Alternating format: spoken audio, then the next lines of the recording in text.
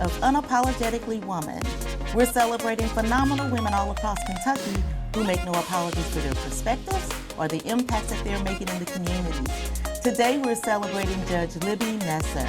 Libby is a wife, a mom of 3, and she is Fayette Circuit Court Judge for the Family Court Division. Unapologetically Woman, Judge Libby Messer, that's you. Congratulations. Thank you. Thank you for having me. So you graduated from the University of Kentucky Law School. I did in 2003. No, that would be undergrad. I graduated in 2007 from the University of Kentucky. Did you always know that you wanted to be an attorney? I did not. So my undergraduate degree was in advertising and public relations. Oh, that's different. Very different, very different. But my brother is a prosecutor, and I just, watching what he did, became really kind of enthralled with what you can do as a lawyer and the good you can do. So changed directions and decided, I took a year off. I did the advertising thing for about a year and decided that I kind of wanted to do something more impactful, that I felt like I could really help my community more, and so I'm back to law school for that. So you're a northerner and a southerner. All the things, yes. I have no home. Tell us about that. So growing up, we moved all the time. My dad was in agricultural business, not Army brat, but people often ask me, well, oh, were you military? Nope. We moved about every 3 years, kind of like clockwork for work.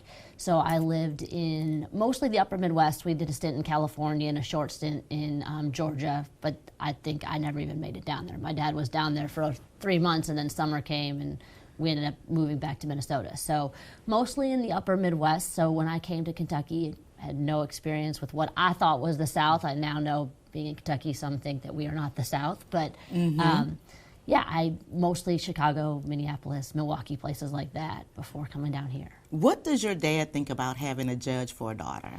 Oh, don't get him started. He is so excited. He is so proud. He was probably I think he knocked more doors during the campaign than anybody. So it's big. Big for him. A big part of your life. I can see. Why Absolutely. does this make you emotional? My dad worked a lot. He was always traveling, and kind of when we became adults is when he became really. We saw the fruits of having watched him and being inspired by his hard work, and then as he's been able to kind of retire and be involved, now he's here for all of those things. Like I said, huge part of my campaign. He has now retired and moved here with my mother, and so it's just been really cool to see that relationship change. Oh, it sounds like it was an exciting part, because I know it can be scary when, because you were appointed. I was originally. I was, yes. I was appointed by the governor after being selected by the Judicial Nominating Commission, and so I had the lovely task of being a brand new baby judge who had never stepped foot on the bench, learning how to be a judge while immediately being thrown into a campaign, something I never wanted to do. I wanted to be a judge. I did not want to be a politician or campaign. That was not my thing.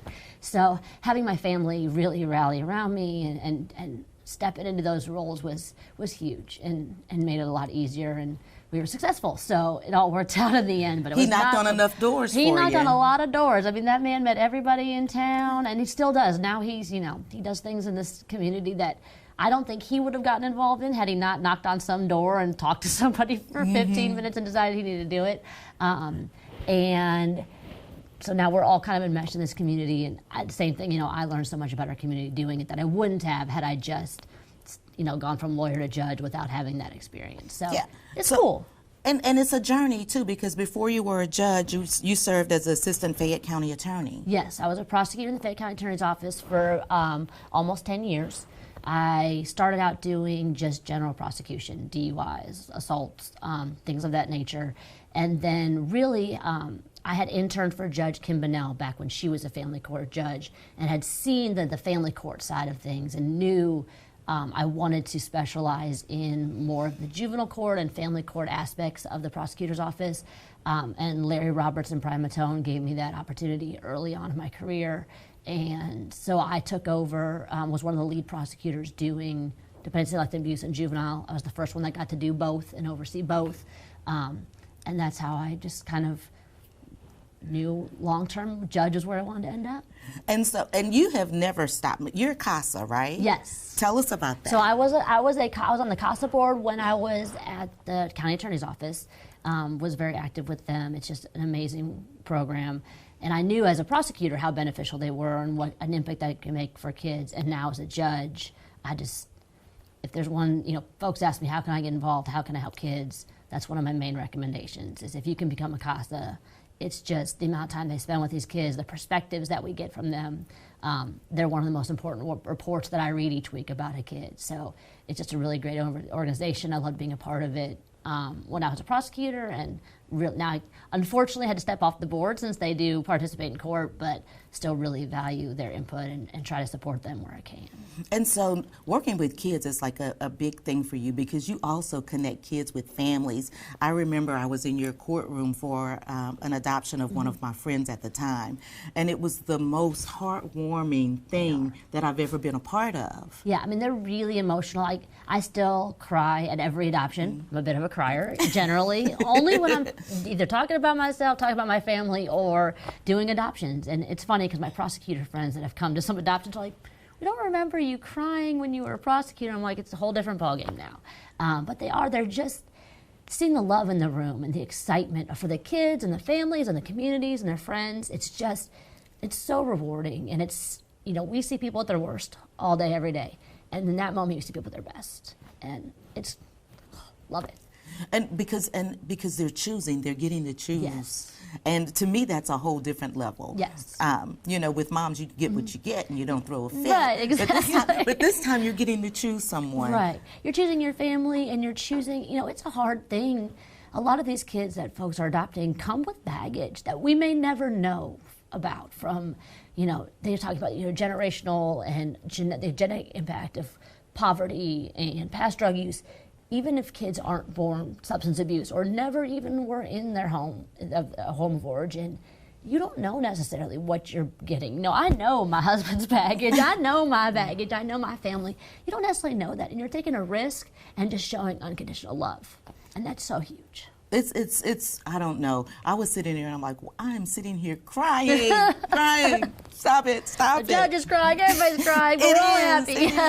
So, but you also work with the Children's Advocacy Center, Child Sex Abuse Multidisciplinary Team. So I did that as a prosecutor as well. That was part of my role, was to sit on that team every Friday and to review any allegations of child sex abuse and work with that team to make sure they were doing wraparound services to ensure the best outcomes for both prosecutions criminally and in family court, to ensure the best collection of evidence without having to re-traumatize children over and over again. Because places that don't have centers like the Advocacy Center, these children may be interviewed about their trauma 6-7 times by the time it's all said and done. Whereas if you have an advocacy center, because they have to be interviewed by the original teacher or whoever finds out, and then you're questioned by the parents, and then you're questioned by the police, and then you get questioned by the cabinet, and then you get questioned by a doctor.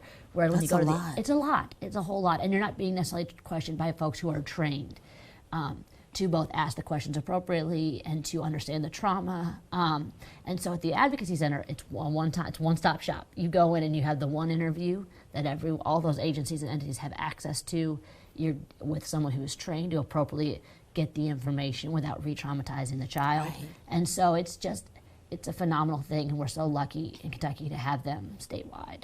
Wow, that's important, because we know that mental health is a lifelong, or can be a lifelong struggle, things that affect you, and you've got to make sure that we're caring for our younger guys. Absolutely, our most vulnerable. Unfortunately, the kids that I see, or the folks that I see in my courtroom, are often our most vulnerable folks. In criminal court, you get a lot of times dealing with adults and adult crime and adult victims, but with the work that I've always done, I'm often dealing with our most vulnerable anyway, and then they're also victims. And then how do you take care of yourself?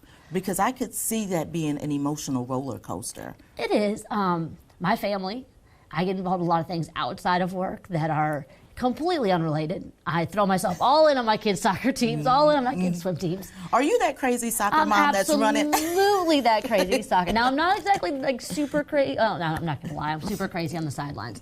I also try to be involved in the organizational side of things, and president of the swim team, soccer coordinator, things like that, to kind of give me perspective of the fun side of family, the fun side of kids, and kids just being kids. And you have 3 children. Yes. And we're at that age of 7. I have a 7-year-old little girl who is the absolute princess of our house and runs our house. And then she's got 2 big brothers. I have a 10-year-old son and a 13-year-old son. You guys were just celebrating an achievement of your son. We were. We are 2 years away from his cancer diagnosis, and he is in remission. That's a big deal. Congratulations. Thank you. Congratulations. How did that affect your family? You know, my husband and I, with my son, had to be away for about 3 months, basically in the hospital with him. And for us, it was another rallying of the community. I mean, they took care of our older kids. People stepped in, and the outpouring of support that we got from the whole community.